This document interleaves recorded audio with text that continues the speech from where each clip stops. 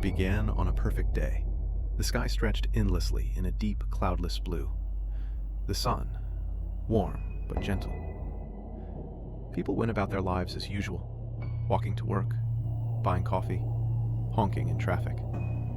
A normal day in the heartbeat of the city. Then, without warning, the sky began to change. A shadow crept across the heavens as thick black clouds gathered from nowhere, swallowing the sun whole. Daylight dimmed, turning to dusk, then to an unnatural night. Within minutes, the entire world was covered in a heavy darkness. So complete, it felt alive. Panic erupted. People screamed in terror, their voices rising above the wind, until suddenly they couldn't. One by one, their voices vanished, strangled mid-cry, leaving behind only silence. The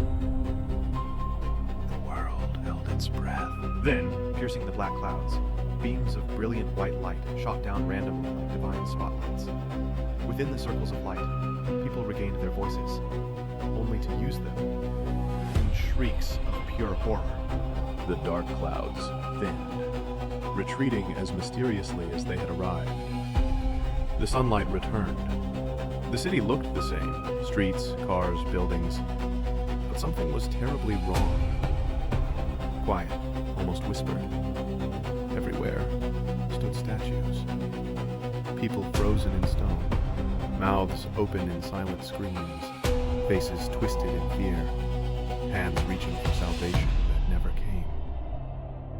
The entire city captured mid-nightmare. Those who had stood in the rays of light were spared, at least at first. They wiped the blood from their eyes, ears, and noses, shaken but alive. Among them was a man with a security badge around his neck, Anthony. He looked around at the horror in disbelief.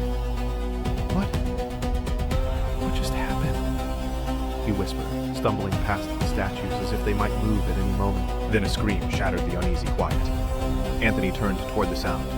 A man staggered in the distance, clutching his head. His skin rippled like boiling water. Bones cracked and shifted under his flesh. He dropped to his knees, shrieking in pain, before his voice turned guttural, inhuman. His body twisted, warped, until he was no longer a man at all. Now, he was a monster, and the monster was staring directly at Anthony.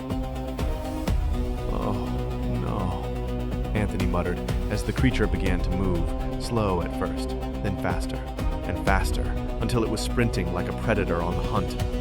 Anthony bolted. Around him, others who had survived the light were running too, but then, some of them began to scream, agonized, guttural cries, as their bodies convulsed and twisted. One by one, they changed. More monsters. The creatures leapt onto cars, skittered across buildings, tearing through the panicked crowd as the city dissolved into chaos. Anthony kept running, heart hammering, as the nightmare spread. And somewhere in his mind, through the fear and madness, one thought refused to leave him.